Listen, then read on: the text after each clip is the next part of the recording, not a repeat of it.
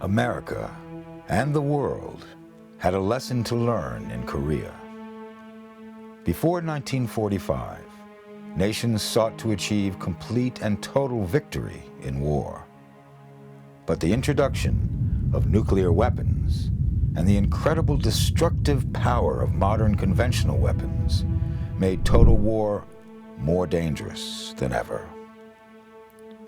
The fact that tens of millions were killed in the first two world wars was horrifying. The possibility of nations fighting each other with nuclear weapons was a truly existential threat. The Korean War was the first example of a limited war and helped develop the strategies that the great nations would use in these struggles for decades to come. But a limited war means one thing for a nation and another for a soldier. The men who fought, fled, and died in the Korean War faced the same terrors and burdens that do all men in war. America would suffer almost 130,000 casualties, including over 36,000 killed in this conflict that would eventually be called the Forgotten War. Forgotten. Limited. But not for the men in combat. They fought as hard as Americans had in any other war. They also saw heroes rise among them, as in generations past. Men who laid down their lives so that their comrades might live. Men who charged into a swarm of enemies and who often did not survive. Men whose sacrifice and valor went above and beyond the call of duty. These are the stories of the Medal of Honor. World War II had barely ended before the Cold War began. The Soviet Union and the United States faced each other as the world's only two superpowers, and their ideological differences made military conflict seem inevitable. But in those early years, though the tension was palpable, the extent of the Soviet threat was not yet clear. What was clear was the enormous cost of maintaining a large, well-equipped, well-trained army. In 1945, defense spending was almost 90% of the total spending by the federal government, up from 18% in 1940. More than the financial burden was the desire of the public, the Congress, and the troops themselves to bring our boys home. The Army released half of its 8 million soldiers before the end of 1945. When the Army slowed its demobilization in order to meet the new overseas responsibilities thrust upon it by the war, the public and the troops balked. There were troop demonstrations at bases in the Philippines, China, England, France, Germany, Hawaii, and even California. The Army cut its force in half again during the first 6 months of 1946. Budget cuts reduced the forces further, and by June 1947, the Army consisted of fewer than 700,000 ground troops and 300,000 airmen. Though this was still sizable for a peacetime army, the loss of personnel meant fewer equipment and maintenance specialists, and equipment deteriorated rapidly. Meanwhile, the country of Korea was coming out from under 40 years of control by Imperial Japan. After the war, Korea was wrested from Japan's control by the Allies. But this did not mean freedom for Korea. The nation was split in half at the 38th parallel. The Soviets dominated the northern half. In the south, the U.S. maintained a small number of military advisors. Korea had seen struggles between communists and nationalist forces for years. Many communist Koreans had helped Mao Zedong's communist forces during the Chinese Civil War. That long conflict had subsided during China's war with Japan, which had merged with World War II. Soon after Japan's defeat, China's internal divisions exploded into a full-scale civil war. By 1950, the major battles of the Civil War were over. The Communist People's Republic of China, or PRC, controlled mainland China. The PRC signed a treaty with the Soviet Union in February 1950, obliging each country to assist the other if attacked by a third party. This was just about the time that the communist leader of North Korea, Kim Il-sung, sought and received Soviet and Chinese approval in an invasion of South Korea. Approval was given, and on June 25, 1950, North Korea invaded South Korea.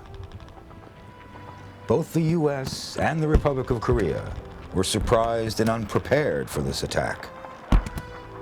But President Truman didn't hesitate in his response. To ignore the communist aggression in Korea would be to repeat the mistakes of the appeasement of Hitler in the 1930s. The US first went to the United Nations. The Soviet Union had been boycotting the Security Council for months. Without the Soviet veto to obstruct their efforts, the Americans were able to convince the Security Council to establish a United Nations Command, or UNC, to defend South Korea under the leadership of the US. General Douglas MacArthur, Medal of Honor recipient from World War II, was appointed commander of UN forces. But before the UN forces could organize and respond, North Korea captured and controlled most of South Korea.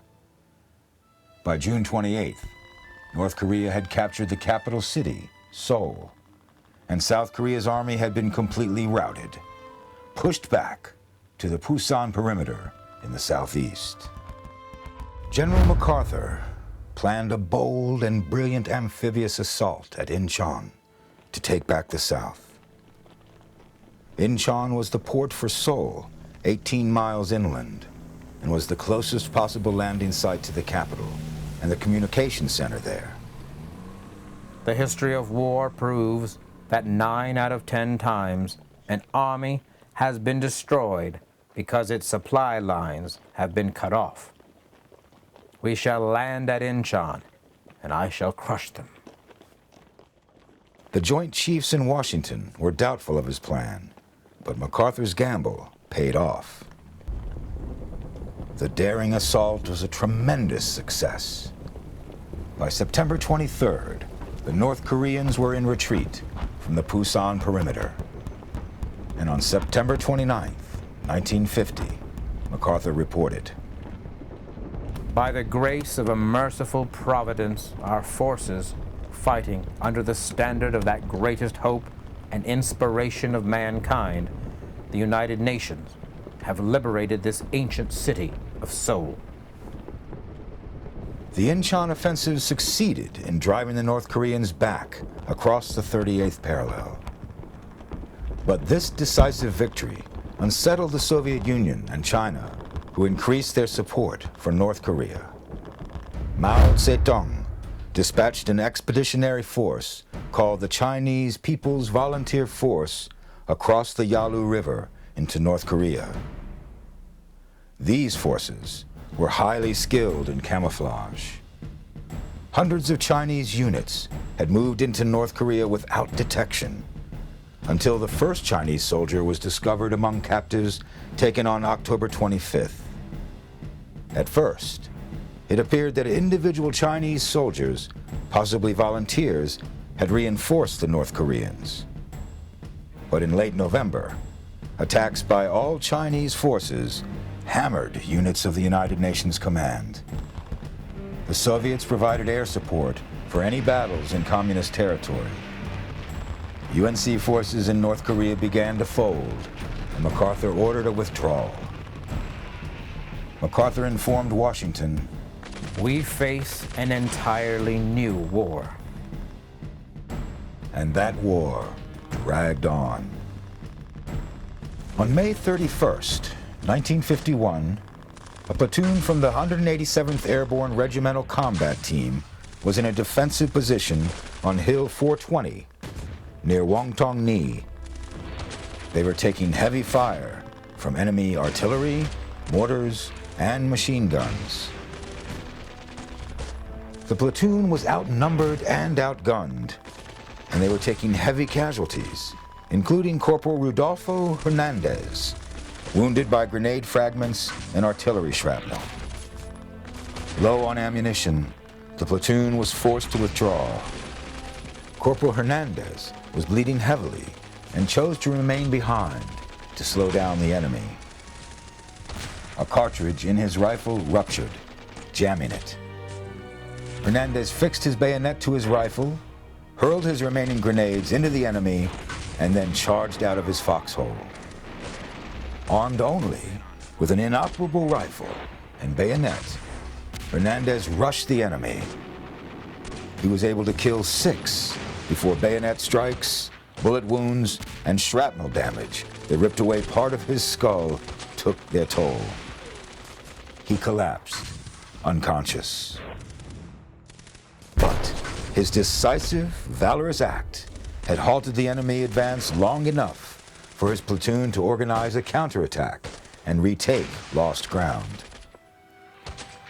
Corporal Hernandez's wounds were severe. A large part of his skull and part of his brain were missing. He had taken a bayonet in the back and in the face. He was so far gone that he was placed into a body bag. But a medic saw his hand move and realized that Hernandez was still alive. Hernandez had suffered terrible wounds. He described his recovery in an interview with Helen Ross, herself the wife of a Medal of Honor winner from the attack on Pearl Harbor. When I came to, I was unable to move my arms or legs. Tubes and bottles suspended over my bed should have told me that I was being fed intravenously. But I knew nothing, understood nothing. Hernandez underwent years of hospitalization and rehabilitative care. He was presented the Medal of Honor on April 12, 1952, by President Truman. 2 days after Corporal Hernandez helped reverse the assault on Hill 420, the 24th Infantry Regiment of the 25th Infantry Division was fighting near Chipo-ri, northeast of Seoul. The 24th Regiment had the distinction of being the last all-black regiment in operation. Truman had ordered the desegregation of the military in 1948, but that process took several years to complete.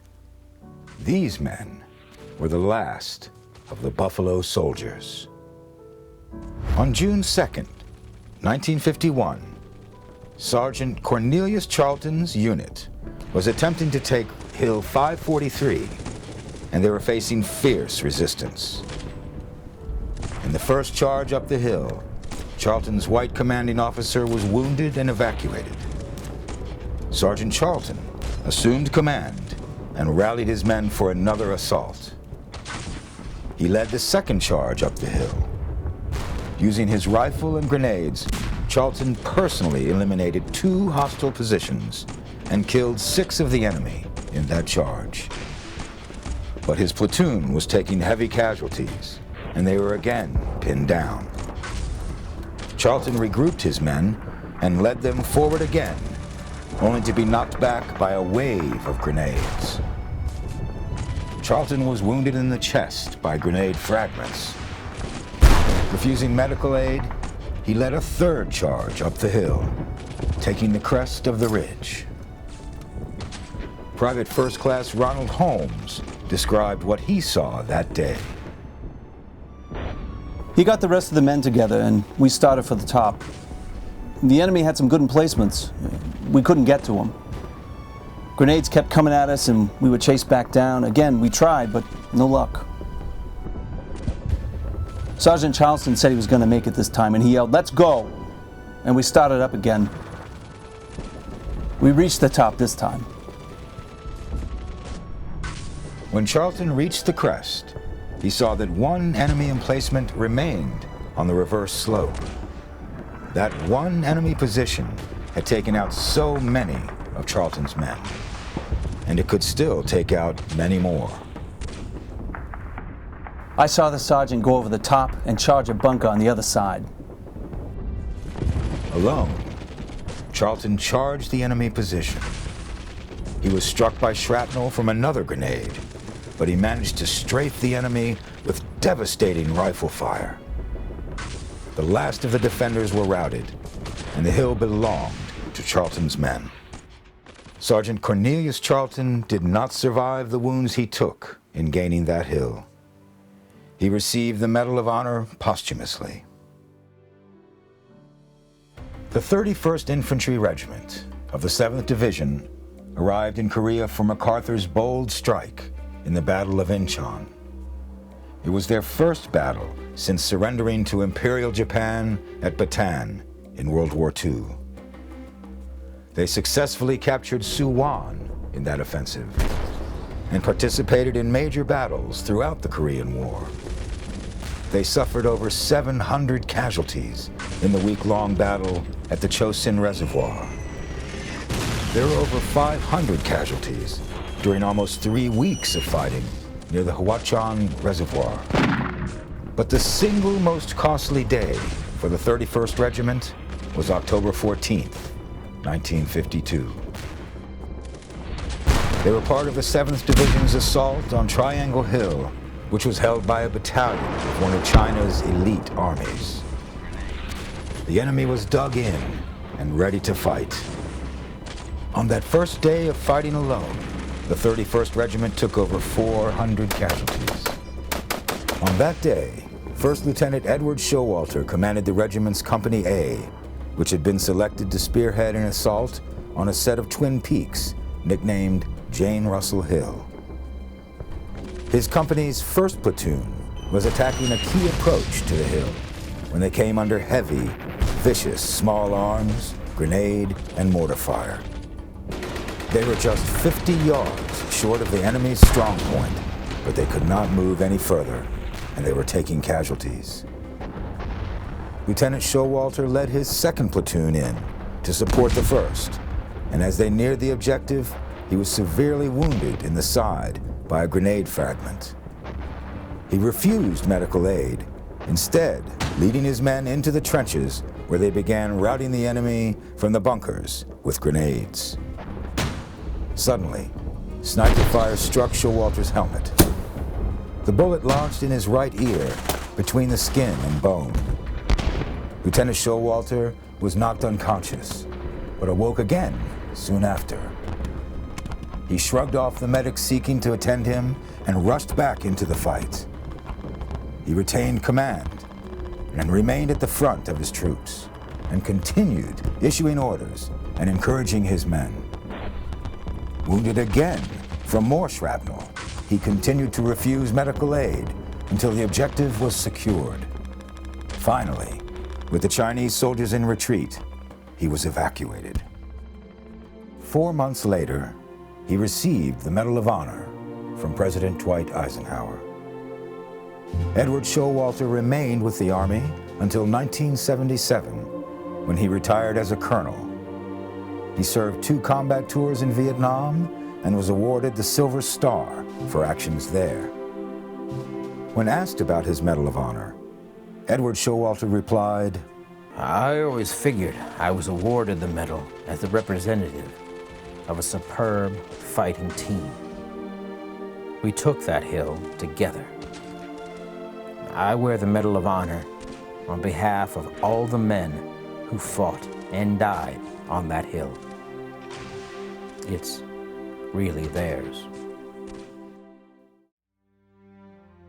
Thanks for watching. If you'd like to help us produce more compelling historical content like this, please like, comment below, and share this video with fellow history buffs. And of course, be sure to subscribe to help keep history happening.